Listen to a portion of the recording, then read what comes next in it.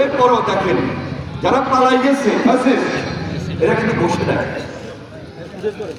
এরা কিন্তু বসে নাই।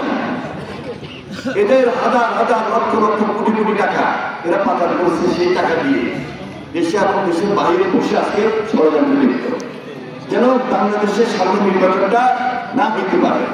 এটা গভীর ষড়যন্ত্র চলতেছে।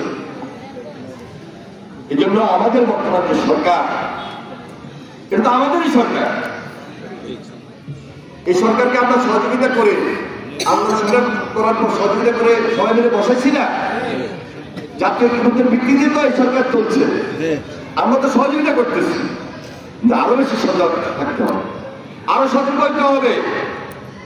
প্রত্যেকটা উপদেষ্টা যারা রয়েছেন তারা যদি খুব অ্যালার্ট না হন, খুব সতর্ক না হন, দ্রুত হাসিনার বিচার ব্যবস্থা যদি না হয়, দৃশ্যমান যদি না হয়, ত্বরান্বিত যদি না হয়, তাড়াতাড়ি যদি না হয়, তাহলে দেশের মানুষ কিন্তু খুব কষ্ট পাবে, খুব বিপদে পড়বে। আবার আরেকদিকে নির্বাচন করতে হবে। তাহলে নির্বাচন করতে হলে একদিকে নির্বাচনের রোডম্যাপ দিতে হবে, আরেকদিকে দ্রুত সংস্কারের কাজ করতে হবে। আমাদের এই বর্তমান অন্তর্বর্তীকালীন সরকারে তো বলেছে যে সংস্কার করতে 3 মাস লাগবে, 3 মাসের জায়গায় যেন 6 মাস লাগবে। যাই হোক, এখনো হয় নাই, দৃশ্যমান হয় নাই।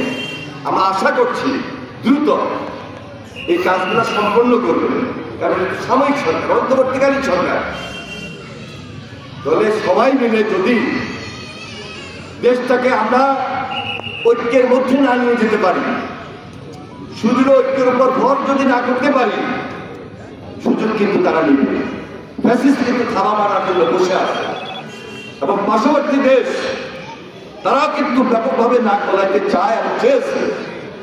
এই জন্য বাংলাদেশের প্রত্যেকটা মানুষ আজকে আমরা মনে করছি এক এবং ঐক্যবদ্ধ থাকতে হবে। এর মধ্যে ফাটল ধরানোর কোনো সুযোগ থাকতে পারবে না। যারা ফাটল ধরাতে চায়, এখনো আমরা মনে করি এখান থেকে পিছপা হয়ে যাবেন। বাংলাদেশ নির্মাণের ক্ষেত্রে, বাংলাদেশ সুন্দর বাংলাদেশ গড়ার ক্ষেত্রে কোনো ফাটল থাকবে 5 তারিখের পরে আমরা বিশ্বাস করি না। কারণ আমাদের শ্রম, আমাদের ঘাম, আমাদের ত্যাগ, আমাদের গত 17 বছরে সাধারণ মানুষ, নেতা কর্মী, রাজনৈতিক দল যেভাবে আত্মহতি দিয়েছে, গুম খুনের শিকার হয়েছে, সর্বশেষ জুলাই আন্দোলনে যেভাবে শহীদ হয়েছে, এই ত্যাগ বৃথা যাবে না। এখনো রক্তের দাগ শুকায় নাই, এখনো রক্তের দাগ শুকায় নাই। সুতরাং খুনির বিচার খুব জরুরি, খুব দ্রুত সময়ের মধ্যে খুনির বিচার হতে হবে, হাসিনার দোষীদের বিচার হইতে হবে, হাসিনার বিচার হইতে হবে। দৃশ্যমান দেখতে চাই, তাড়াতাড়ি দেখতে চাই। আমাদের মাননীয় উপদেষ্টাগণ, আমরা আশা করছি যে এই ব্যাপারে বিশেষভাবে নজর দিবেন, খুব বেশি বেশি অ্যাক্টিভ থাকবেন। সময় বারবার আসবে না, সময় নষ্ট করা যাবে না।